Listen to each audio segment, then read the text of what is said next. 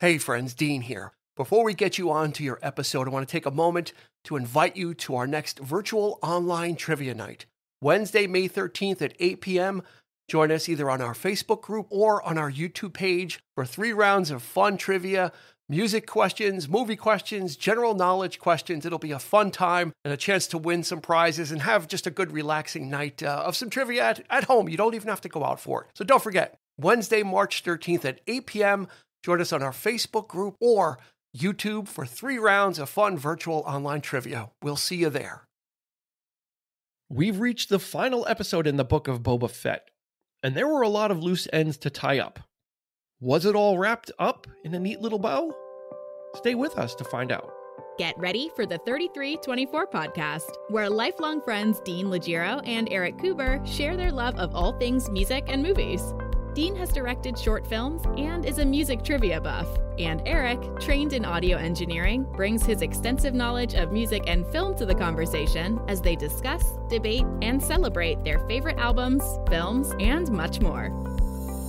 Welcome, friends, to 3324 Podcast's final individual episode recap of the Book of Boba Fett. This is episode 7, which is the final episode in this Disney Plus series. Hopefully you've been staying with us through 1 through 6. The grumpiness will continue.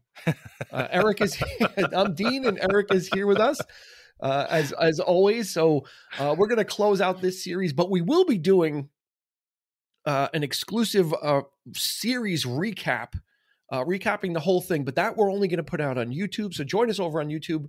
We're going to have our good friends Nick Leshy and Sean Grady join us as well to help round out the conversation, to help keep Erik and I calm, or as calm as can be. But they will probably present some differing. Yeah, they're going to look at us and say, look at these old men. Like, God, it's just a show, man. Bitter. Listen, I doubt that anybody that's listening to these episodes is not also finding out other information or listening or watching other YouTube videos. So our opinions or feelings are not, they're certainly not in the minority. Okay. So it's not like we're not shitting on this series for the sake of it, because we are Star Wars fans, and that's right. You know, we were very excited about it. But here we go. This is episode 7. The title is In the Name of Honor, directed by everybody's favorite Robert Rodriguez, written by Jon Favreau for the final time. And Erik, why don't you give us the plot synopsis of this final episode of the Book of Boba Fett? The finale. Okay, so it's high noon in Mos Espa as the Pikes try to negotiate their way out of bloodshed, to which Boba Fett refuses.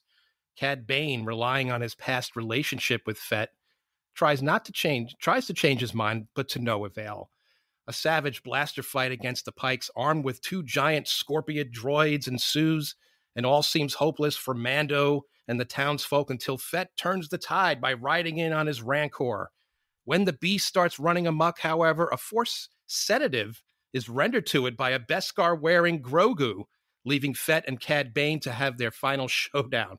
The defeated Pike leaders retreat to plan their next move with the local crime families and the deceitful mayor, Mok Shaiz, but are quickly dealt with by Fennec Shand, thus ridding Mos Espa of their scum and villainy. And there it is. So that was a recap of what, 3 episodes? Is that what you just recapped? Hey, I tried to keep it short, but that it sounds like they crammed a lot into one final episode, which was, I guess, probably some of our fears. But guess what? What? I actually, they did cram a lot. They tried to tie up a lot of loose ends in one episode.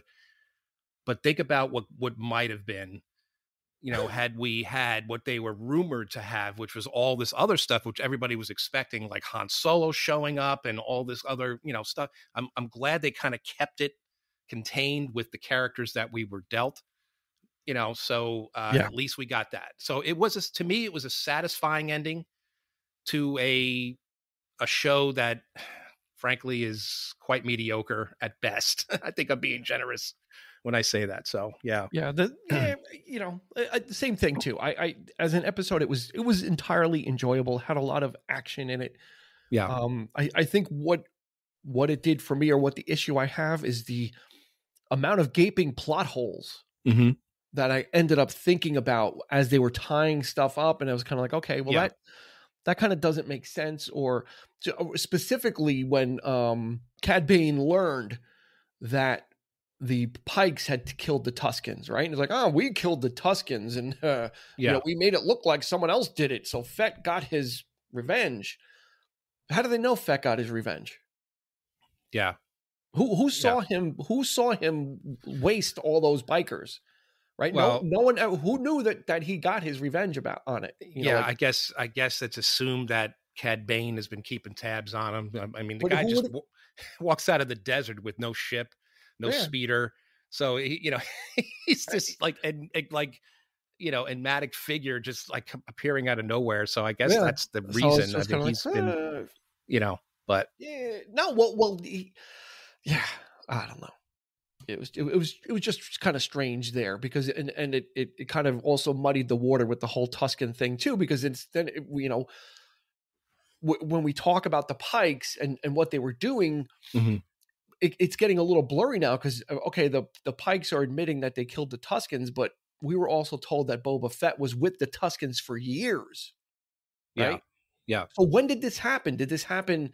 Was this a result of their assault on the train? And if so, when we don't know when that happened with Boba Fett's time with the Tuscans. Was that later on? Was it close to when we are now? Like it's a little now when you think about it, everything right now that they've kind of tied everything up and they said, okay, here's we reveal the villains and everything. To me, it got when you start looking back, some of it doesn't add up or was not explained. Yeah, I agree. It, I think it happened obviously like when he, at the very end, when he went to Mos Eisley to deal, with the Pikes and they came in and then just, it's also revealed that the local criminal heads, which couple of them made that agreement with. Yeah, a couple of them. They were all in cahoots with the Pikes as well, which is to be expected. I mean, and that makes sense because when they had that episode with the round table, a couple of them said, "Well, we make money with this, or like we don't have a problem." So there was some, that was a good callback because there was some that were like, "Yeah, we don't mind. We have arrangements with them. It's we make money with Spice." Okay, great. So that was a nice deception, not totally probably. And Fett knew it. I mean, it's not a secret. I mean, he wasn't. I mean, at the end of that episode, he was like, "Yeah, I'm expecting them to turn on." I mean, it is what it is. Those Trandoshans. All right, so let's kind of break it down a little bit. Okay, so first of all, there's that one scene with, I guess, the reason it's called A Matter of Honor, or in the name of honor, is because of that little discussion that he has with Mando about, and which was kind of odd to me too. It's like, I guess you're leaving now. Like, why would Mando leave? Like, why would you say that? You know what I mean? Like, he's like, no, I'm sticking with you. I'm here. Let's, I got it. This is the way. And that was probably the best line in the whole thing. Because he hired the guy. I mean, not even hired, but he came in without having to get paid for it. Yeah, as a favor. That's the way they do. So there was but before we even got to that point, there was a scene with Shand again telling us stuff that the characters already know. She's explaining. Chrysanthemum is over here with this, and the mods are here. Like they why is she saying this stuff out loud to two people? She's saying it to Boba Fett and to the Mandalorian. Like, why are you explaining? Because they are. I'm sure if you're telling him at this point that you're doing stuff and posting people, and Boba Fett's not aware, he's not a very good crime lord, right? And they're kind of setting it up for the audience, and they're showing this, already things that are already transpiring. It's that thing that they do in movies. That, but the way she's explaining it is as if they never heard it before, too. She's like recapping it for them, and then what led to that scene with Mando and Fett is. We're leaving the sanctuary. We're going to the palace. No, you have to stay here. What? Yeah, they got that little mod girl telling him that. Saying, why? And we don't know this girl. Like, who is she? Regardless, right? It's like that's my biggest problem. Is like these characters. Who are they? And who is she to tell Boba Fett this? Like, So let's break that. Let's just break that down for 1 second. They came to the sanctuary to survey the dam, right? They were there like surveying the damage, seeing what's going on. They're like, okay, the war is coming. We're going to go to the palace. So it's not like they came to the sanctuary prepared for battle, like with weaponry and ammo. Everything's at the palace. Why would you not fight at the palace where all of your extra weaponry is? His ship is there if you needed to get the ship out. Shelter. Sure. Like why? She's saying you don't leave our people or don't betray our people, but you're actually doing more harm by having a war in the middle of the streets where innocent people are going to get killed. That's right. If you draw them over to the palace, it's just Fett and his people. So it was like, I'm like what? Like that just doesn't make any sense to me. It doesn't. Sorry. And you're then right. Grogu gets Ubered in by R2-D2. He takes an X-wing Uber and lands, right? And like I didn't know that R2 was that's a great analogy. Oh my God. I didn't know he was doing taxi service now. He's like Lyft or Uber. It's like looks like go drop him off. Yeah. So we didn't get to see it. Like all we know, like the previous episode, right? It was left to a choice. That's right. Yeah. And then the choice is made off screen, and he comes in, and obviously he made his choice. But like, sure, you built this up to this thing. And then he just comes. Oh, there's an X-wing. So and that was like them playing like, oh, Skywalker's going to come. Like that was the thought, right? I guarantee. I thought the same thing. I'm like, no, don't tell me he's not going to. Why would he help Boba Fett? That's right. Yeah. Instead it was just a drop off. It was a parcel. It was like it's like, okay, Prime. You made your choice. Get out of here. I don't want. Like, what does that say for Luke? Doesn't make Luke any better. Like he's like, okay, well, you made your choice. Get out of here. R2, get him out of here. Get him out of here. He was doing R2 was doing like a Prime delivery, like overnight. Like get him out, get him over there, get him out, get him fast. Put that T-shirt on and get him out of here. So it's baffling. It really is. It really is. Despite all that, like once things got started, it's like okay, everybody's there. Yeah. We're going to have the battle finally, which was when everybody was in place. I just feel so bad. Just the chessboard is set up. Everything is, and then I like the fact that the battle lasted as long as it did, because that pretty much saved the episode. I think, the action sequences, they did just sort of like, but I like the fact that there was so many twists and turns to it. Like 1 minute they got the upper hand, the next minute they're getting pinned down, and him and how many Pikes were in the Pike army? Oh, who knows? I mean, judging from many. Judging from the previous episodes, you see like 3 full ships of like them walking down these ramps, like and like 20 guys, right? And that these other families, right, in Mos Espa, that they would throw their support behind the Pikes, right, and the Pikes have these trains and are running all this stuff. I would get the impression that they would be and if they're called a syndicate, that's like something bigger than like a crime family, right? Yeah, that means you're working on different planets, and they bring out like 20 or 30 guys, they trot them out. And then they bring out I just found out they're called Scorpinek, like you had said.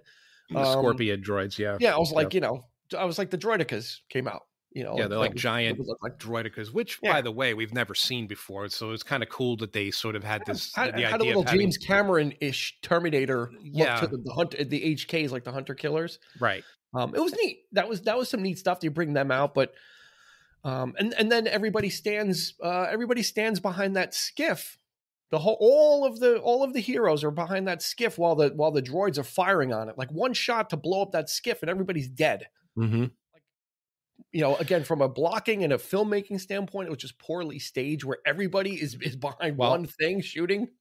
We got one person to blame for that. Well, actually 2 people to blame for that, I guess. Oh, Danny Trejo, because he didn't train the Rancor, or he did train the Rancor. We don't know what happened to him either. I know. You had big plans for him. You were like, he's going to betray. He's going to. I did. They red herringed him, right? Yeah, he just shows up because it's just a cameo. Literally just a cameo because he's friends with Rodriguez. Literally was there to drop off the Rancor and leave. Yeah, but they did kind of portray. Your instincts were not incorrect. It seemed like there was something going on. There was going to be a twist with him and more story, which we never got.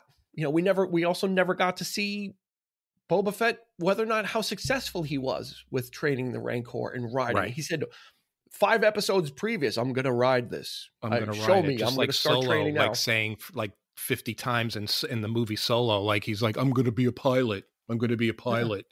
Of course, I'm going to ride this. So, okay, great. You had 2 episodes that you could have shown a lot of this stuff with, but so yeah, just. I geeked out. Of course, there's plenty of things to geek out about. Oh, with the Rancor. I mean, the Rancor moment. The Rancor going on the rampage, and he's throwing people around, and I love that stuff. Of course, yeah, I got my monster swatting them right against the wall. Oh my God, the bike, yeah, like hits the wall.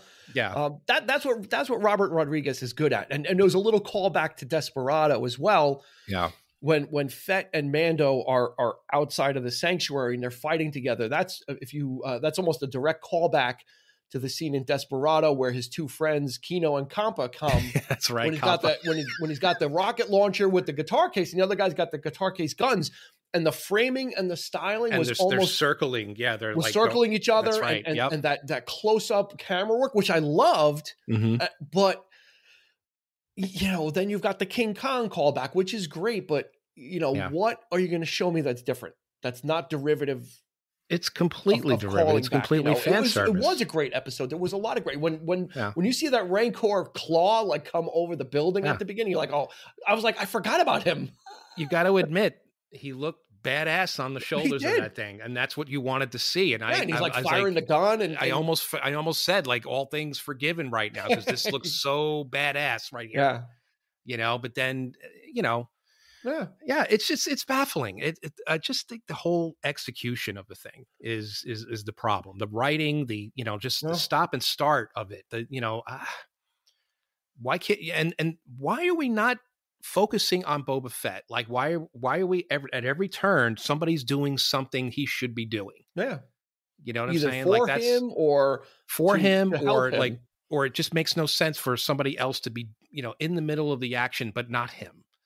Making decisions, making battlefield strategic, you get over here, you guys circle here. Like he just kind of was just sitting there kind of fighting alongside everybody. He could have been another hired hand, and maybe clear Fennec Shand is actually the he just doesn't seem like a good leader. He's not. It doesn't feel like he's going to be a good crime lord, if he even is a crime lord at this point. Because let's look at the end. At the end, he's like, I'm not sure if I'm cut out for this. Okay, thanks for wasting a season. Right. Well, that's the thing. He's like, all of a sudden, he turned the Wild West into, Walnut Grove, a Little House on the Prairie. It's like this very benevolent, like everybody gets along, and it's like which is one big happy family. Which is, I guess, a callback to the West, and there's progress, and you want to, there's peace in the valley. There's nothing wrong with him wanting to have a prosperous town or whatever, but. How are you going to do that? What are your interests? Like, how are you going to do that? The spice is gone. Fennec Shand, like she pointed out, like, oh, this gold powder makes a lot of coin. Yeah. But despite the fact that we kicked those guys out, that it still makes a lot of money. He's like, nope, don't want it. So that was one of Jabba's main interests was running spice, and smuggling and doing all those and slavery crimes. And all this debauchery, like, all the bad stuff. Yeah, all the bad stuff. But that's what he was doing. And so if he's taking over all of Jabba's interests, none of that's there. Like he's, you know what I mean? Like it's. I guess we're gonna have Boba's bake sale every Friday, and they're gonna be like, how is they gonna make money? Like, what are you going to do? Like bantha-shaped cookies and whatnot. That's it. Like a sewing circle. Have like bingo. Yeah, they're making bingo. quilts. I mean, the real world. I guess now the real work starts. Is he got rid of everything? But you pose a really good point. It's like, what do you do now? Because what do you do now? How do you make this product? The one. Casino has been blown up, so you got to rebuild that, right? The scumbag water seller's got to lower his prices, right? He was chiseling everybody. Right. At every turn, he becomes like a good, like, so what is he now? The new mayor? Is he even a daimyo anymore? It's like he's not a crime lord per se. He's now the new mayor. I don't think you want to become the mayor after what happened to Mak Shaiz. He got strung up. I'm like, holy, and they still show his feet like dangling at the end. Like that was great. I was like, oh my God. Okay. So my question is, do you think Boba ordered that hit, or was Fennec Shand acting on her own there? who can tell, right? That's she said. No, I think he did because he said, "Oh, how quick can you get there or something?" Right? Like, wasn't there like a time constraint with that? Like, how fast can you get to Mos Eisley or wherever they were? I think there was like a little line about that. It's like, Oh, have to you get know there what? quick You're right. because they were like You're meeting right. or Yeah. whatever it was. So she was going to do what she does best, and even that was clunky. It's like these shots are coming from an enclosed room. I'm like, where are they coming from? You know, it's just kinda... So he. So what is it like? Is it Godfather? Or is it Godfather 3, where he tries to go legit and like the actions of Fennec Shand is like going to bite him in the ass, like at some point, like he's going to, I'm out and they pull me back in kind of thing. Like, you know, I mean, you can't do it without violence. I mean, that's the bottom line. That's Boba Fett's nature. And I was hoping for like that kind of like Unforgiven type moment where Cad Bane was calling him out saying, you can't change who you are. And he did. Your father, he kinda did. You know what I'm saying? Like that. And by the way, that stuff could have meant so much more had we seen that before. We never knew. No, if nobody has seen like the Clone Wars or know anything about You're out. Dave Filoni or anything like that, which he was planning to tell that story, which he never got to. I think if you go on YouTube, there's some like animatics that was started with him, you know, just becoming Boba Fett and they're squaring off and, you know, this whole thing, but it never happened. Yeah. So that scene really doesn't have any emotional weight to it because it didn't happen yet. So he's going to go back and do it. Like actually my son actually said like, he came up with the point. I think they're going to do it in the Bad Batch because Cad Bane shows up in the Bad Batch. So they might actually do it there, which, okay, whatever. Cause that was renewed for a season 2. But let me ask you at this same question. I don't know. I'm going to ask you the same question I asked in the last episode, but it's going to be with a different person. Cad Bane, dead or alive? He's alive. He's alive. Right? His little heart thing was beeping. I'd like to think that he's. I don't think they'd alive, kill him. I'm sure. Yeah, I'm not. You know, to just bring him in that late in the game and then just to kill him off. I don't think he's a good adversary. He's a good antagonist. Because he's so good and he's so bad. I mean, he's so bad ass, but he's so good at what he does. Right? He's such a good bounty hunter, and he knows, you know, and he plays psychological games, and he's not just a one-dimensional like brute force character or something like that. He's got in this short time we got to interact with him. You know, we learned more about him than anybody. Right? And like his nature and. You know, he knows Fett, and he's like, that scene when they were telling Cad Bane about the Tuskens, and he's like, does Fett know this? Yeah. And he's like, well, no, because he's got, and that was information that Cad Bane's like, well, I can use that. That's something that's for me to psychologically weaken Fett and get him distracted when it's go time. That's the great stuff. You know, I would prefer less flash and action if you're going to give me more story and meat on the bone, right? And more intrigue. I come for the characters, you know, because when it's all said and done, if you take out the 2 Mando episodes and with all that, you know, it's a simple Western, right? It's just a simple Western type story, which we've seen many, many times in various forms, but that's really all it amounts to being. Like and they could have easily have done this in 2 episodes of The Mandalorian.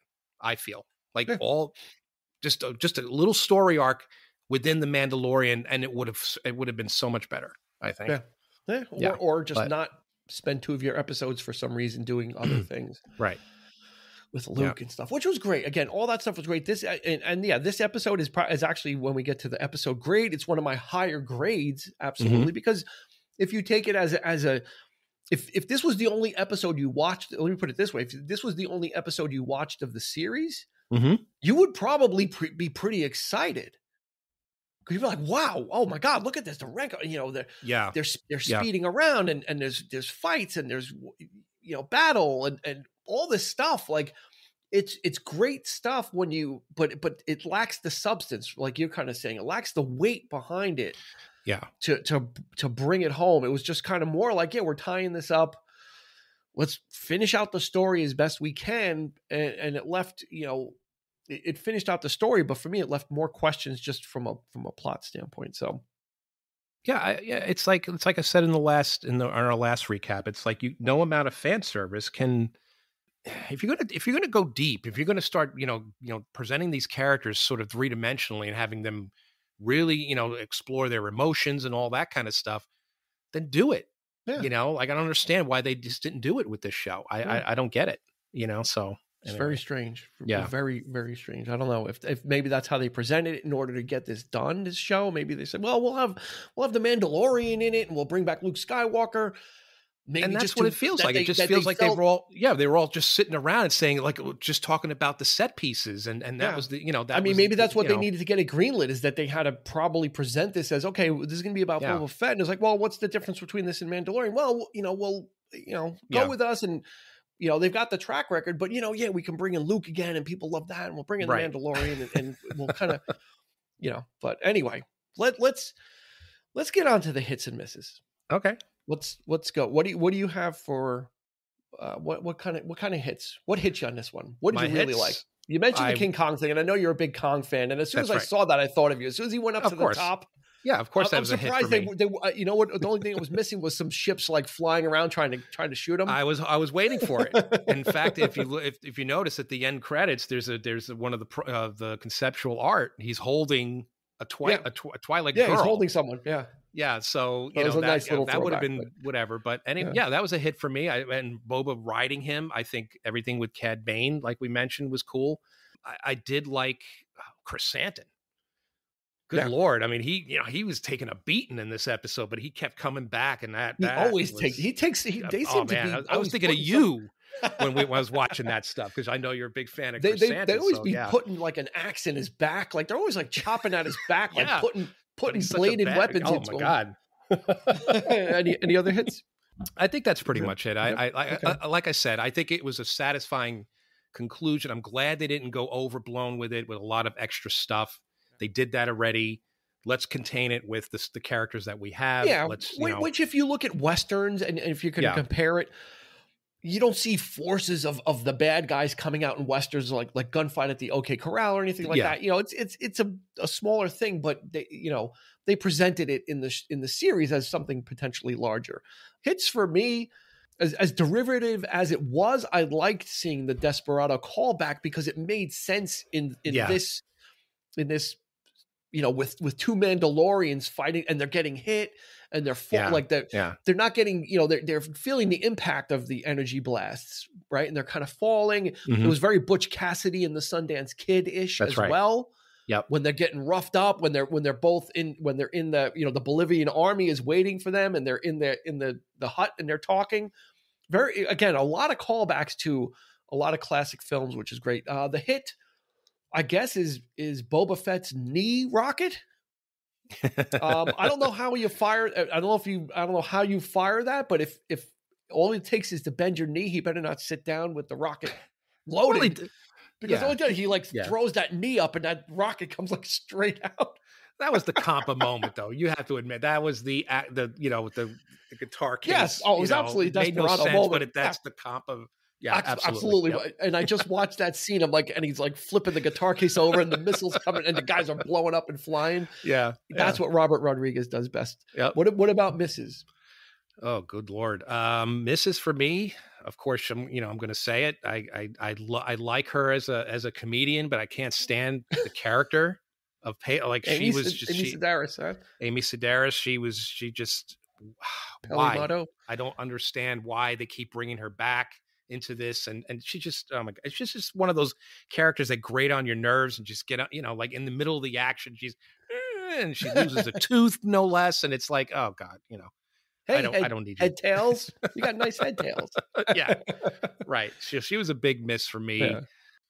Just the writing, the execution of it, I think could have been so much better. But that's we'll get into that with our next our live show. You're teasing the recap show hard. Erik is going to be. I can't talk about this episode without talking about the entire series because it's one and the same, and So hopefully you'll be able to join us on YouTube for our exclusive wrap up of the whole entire series, because Erik is really each week is holding back. He keeps saying each week, well, I gotta save it.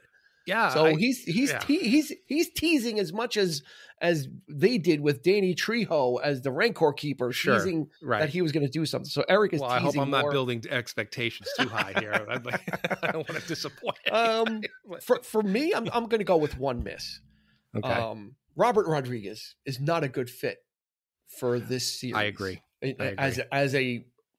wasn't the showrunner, but he was executive producer, and obviously a lot of input. And as great as this episode was, a really good overall episode, it's too derivative. He's just relying on old tricks. Yeah. And that's, if you're pointing out, hey, I saw this in Spy Kids, and hey, I saw this in Desperado, I saw this in From Dusk Till Dawn, or whatever, that's not a good thing. If a callback is one thing, but if it's like spot the influence, that's more of a problem for me.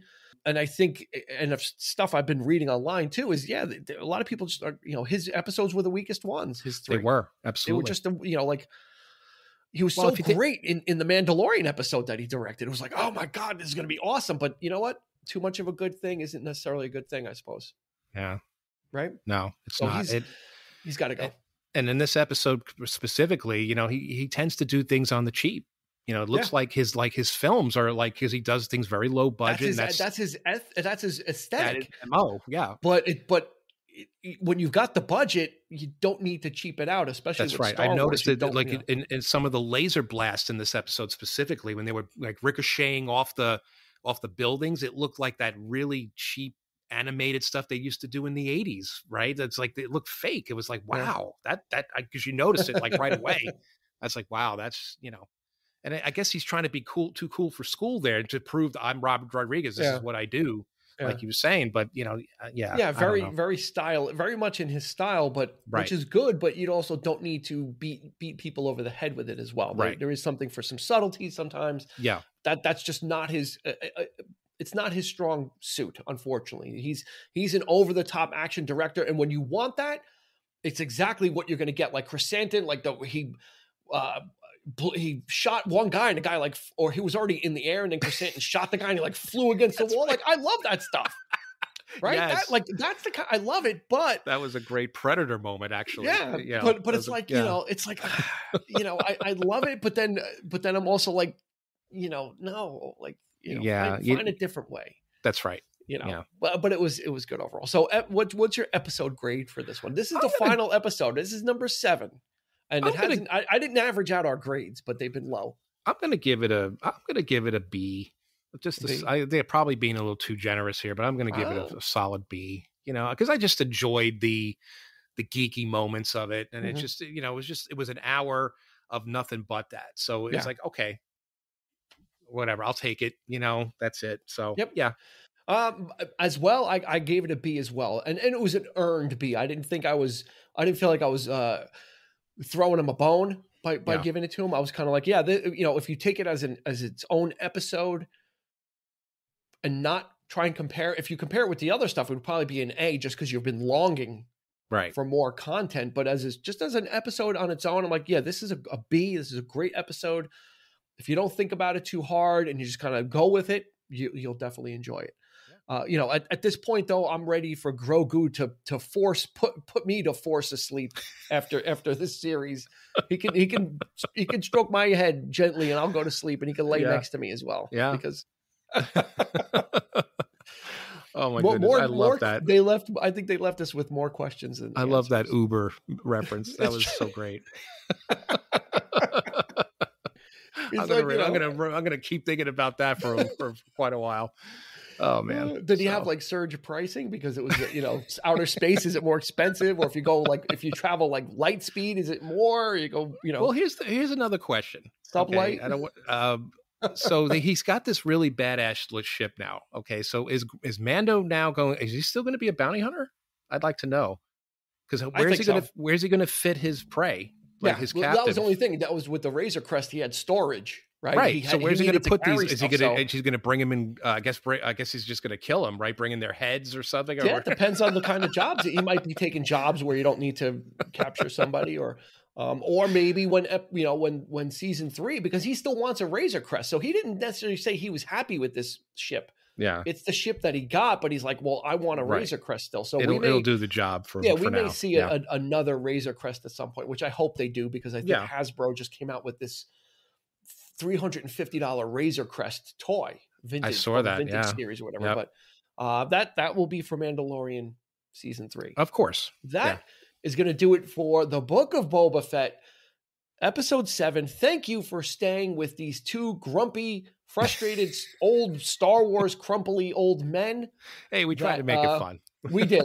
We hope you enjoyed it. We did. And as frustrated as we were, it was interesting to watch and really kind of dissect and think about it, and not just every episode today because it's Star Wars. It's certainly not what we were going to do anyway.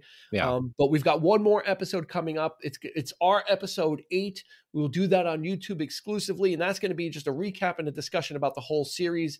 Like I said, we will have some differing opinions as well. Nick Leshy, I know, will definitely be for the defense while we prosecute, and our good friend Sean Grady is going to join us as well. So thank you for joining us on this final episode of the Book of Boba Fett. Check out the YouTube series. You can check out us on Facebook and Instagram at 3324 Podcast, on Twitter at 3324P.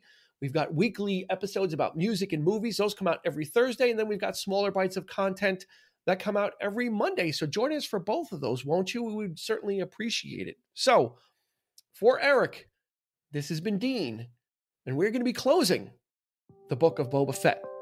Take care. We'll see you soon.